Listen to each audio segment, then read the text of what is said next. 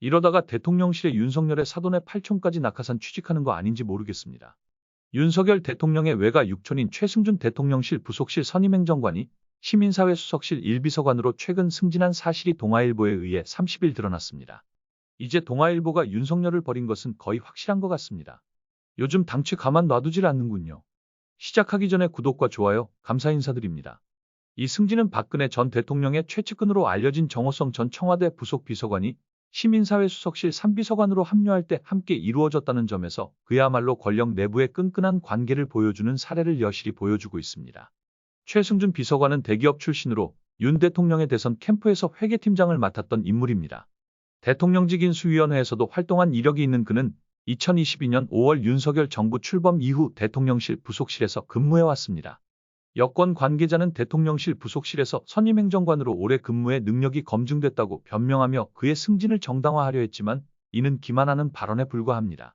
이미 2022년 7월 최 비서관이 대통령실 부속실에서 근무하고 있다는 사실이 알려지면서 큰 논란이 일었습니다. 당시 대통령실은 인척 관계라는 점이 대통령실 임용과는 관련이 없다고 주장하며 대선 경선 캠프 구성 때부터 여러 업무를 수행해 업무 연속성 측면에서 대통령실에 임용된 것이라고 해명했습니다. 그러나 KBS 보도에 따르면 최 비서관은 윤 대통령과 친형제 같은 사이로 윤 대통령이 대선 후보 시절 자택을 빈번하게 드나들었다고 합니다. 이런 상황에서 그의 임용이 과연 공정했는지 의심하지 않을 수 있을까요? 대통령실은 외가 육촌은 국회가 만든 이해충돌방지법상 채용 제한 대상도 아니다라며 먼 인척이라는 이유로 채용해서 배제한다면 그것 또한 차별이라고 황당한 주장을 했습니다. 이러한 행위는 정부의 공정성과 투명성에 대한 기대를 완전히 저버리는 행동입니다.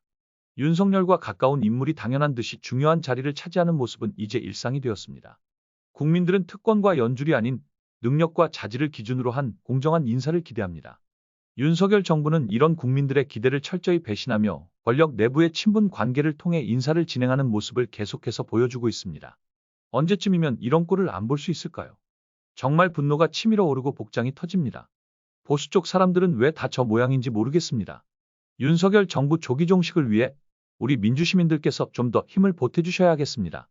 이따위로 국정 운영을 하니 윤석열의 지지율이 좋을 리가 없습니다. 윤석열의 지지율이 취임 이후 역대 최저치를 기록했다는 소식입니다. 한국갤럽이 지난 28일부터 30일까지 전국 만 18세 이상 1001명을 대상으로 실시한 5월 5주차 조사 결과 윤 대통령 직무수행에 대해 긍정평가한 응답자는 21%였으며 부정평가는 70%로 나타났습니다. 긍정평가는 총선 후 처음 진행한 4월 셋째 주인 16에서 18일 조사 당시 최저치인 23%를 기록한 뒤 이번 조사에서 또 한 번 최저치를 갈아치웠습니다. 총선 후 윤 대통령 지지율은 20%대 초반에 줄곧 머물렀는데요. 그 사이 부정평가는 68%에서 70%로 집계됐습니다. 부정평가 역시 취임 후 처음으로 70%대를 기록했습니다. 부정평가 항목을 보면 경제 민생 물가 15%, 소통 미흡 9%, 전반적으로 잘못한다 7%, 거부권 행사 이하 4%였습니다. 국민들은 무능한 지도자를 원하지 않습니다. 이제는 국민들이 윤 대통령이 더 이상 국가를 이끌어갈 능력이 없다고 판단하고 있는 모양새입니다. 부창부수입니다. 김건희도 큰일 났습니다. 특검이 점점 커지고 있는데요. 모든 국민이 법 앞에 평등하다는 진리를 김건희 종합특검법안을 통해 증명하겠다. 윤석열 대통령의 배우자 김건희 여사의 주가조작 의혹과 관련해 더불어민주당 이성윤 의원이 강도 높은 김건희 종합특검법을 발의하며 모든 국민이 법 앞에 평등하다는 진리를 증명하고자 나섰습니다. 이 의원은 31일 국회 소통관에서 기자회견을 열고 기존 법안을 한층 보강한 김건희 종합특검법안을 제출했다고 밝혔습니다. 새롭게 제출한 김건희 종합특검의 수사 대상에는 김건희와 관련된 7대 의혹에 더해 공무원의 무마, 은폐 등 직무유기, 직권남용, 불법행위 의혹도 포함시켰다고 설명했습니다. 이성윤 의원이 김건희를 시원하게 한번 잡아주길 기대해봅니다. 이성윤 의원은 대통령에게 묻는다며 검찰총장 시절부터 살아있는 권력을 수사한다면서 외쳐대던 공정과 상식은 어디에 있느냐고 윤 대통령을 강하게 비판했습니다.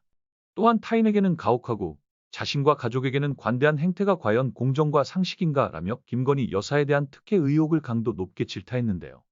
김건희 여사 관련 특검법안은 국민의 62%가 찬성했음에도 불구하고 윤 대통령의 거부권 행사로 무산된 바 있습니다. 이 의원은 김건희 씨는 헌법에서 부정하는 특수계급이라도 되는 것인가 라고 반문하며 대통령의 내로남불 행태를 지적했습니다. 이성윤 의원은 전형적인 내로남불이자 국민 기만이라며 대통령이 훼손한 공정과 상식, 헌법 정신을 바로잡아야 할 때라고 의지를 불태웠습니다. 특히 특별검사가 6개월 안에 100여 명의 수사 인력을 투입해 신속히 수사하도록 했으며 대통령과 대통령 비서실이 특별검사의 직무에 관여하는 행위를 금지하고 국민적 관심을 고려해 특별검사의 영장전담법관 지정 요청, 전담재판부를 통한 집중심리를 도입했습니다. 이성윤 의원은 대한민국에는 왕이 있을 수 없다.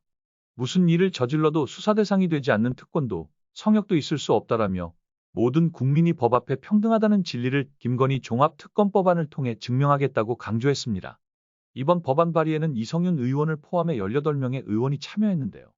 더 많은 의원들이 공동발의 의사를 밝혔으나 시스템의 미비로 인해 수기로 참여자를 받느라 모든 이름을 포함하지 못했다고 합니다. 이성윤 의원의 결단과 노력이 진정한 공정과 정의를 실현하는 계기가 되길 기대합니다. 오늘 소식은 여기까지입니다. 다시 한번 구독과 좋아요 감사드립니다.